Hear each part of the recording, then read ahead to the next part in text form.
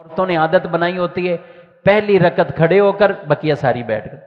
4 فرض زور کے پڑھنے، 1 رکعت کھڑے ہو کر، 3 رکعتیں عورتیں بیٹھ کے پڑھ لیتی۔ 3 رکعتیں آپ نے کیسے بیٹھ کے پڑھ لی؟ اگر آپ یہ کھڑے ہونے کی طاقت یہ وہ سب، آپ اس طرح کا کوئی عذر تو نہیں ہے کہ آپ کرسی پہ نماز پڑھنے یا ویسے بیٹھ کر پڑھنے؟ اگر عذر ہے کوئی تو پھر معقول عذر ہے تو وہ ایک الگ بات ہے جو شرعی عذر کہلائے، لیکن جن عورتوں نے عادت یہی بنائی ہے شروع سے ہی پہلی رکعت کھڑے ہو کر پھر بیٹھ کر پڑھتی رہتی، آگے پوری رکعتیں وہ بیٹھ کر پڑھ لیں گی، تو فرائض کے اندر، واجب کے اندر، سنت فجر کے اندر یہ 3 نمازیں گویا کہ آپ یہ سمجھ لیں، یعنی فرائض جتنے فرائض ہیں، فجر کے، ظہر کے 4، عصر کے 4، مغرب کے 3، عشاء کے 4، یہ فرائض، 3 وتر جو عشاء میں پڑھتے ہیں، 2 سنت فجر، یہ وہ نمازیں ہیں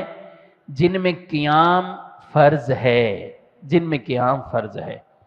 بلا عذر ان نمازوں کو کوئی اگر بیٹھ کر پڑھے گا تو ان کی نماز نہیں ہوگی اگر بلا عذر پڑھتا ہے۔ اگر واقعی کوئی ایسا معقول شرعی عذر ہے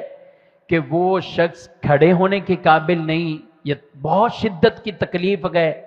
یا کسی کو گھٹنوں کے ایسے پرابلم کہ وہ زمین پر سجدہ نہیں کر سکتے، وہ یہ معاملات ان کے لیے پاسبل نہیں ہے تو پھر ایک الگ بات، لیکن عام نارمل روٹین میں جس کو اس طرح کے مسائل نہیں، یا تھوڑی بہت تھکن تھکاوٹ ہو رہی ہے، وہ کہے میں بیٹھ کے پڑھ لوں، اس طرح نہیں ہوگا۔ ان فرائض کا خیال رکھنا بطور خاص ان نمازوں میں، وہ آپ اگر بیٹھ کر پڑھیں گے تو نہیں ہوگی۔ اچھا، بقیہ نمازیں اس کے علاوہ جو بھی سنتیں موقدہ یا غیر موقدہ، فجر کے علاوہ یا نفل پڑھتے ہیں آپ، تو یہ اگر آپ بلا عذر بھی بیٹھ کر آپ نے پڑھ لیے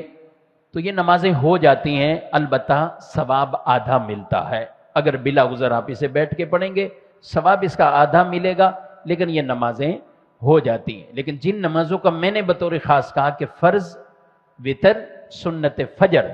ان میں بطور خاص یہ اہتمام ہماری ان بہنوں کو، ان ماؤں کو بھی کرنا ہے کہ جن کے پاس کوئی ایسا عذر نہیں ہے کہ وہ بیٹھ کر نماز پڑھیں، تو یہ نمازوں کا بطور خاص وہ خیال رکھیں۔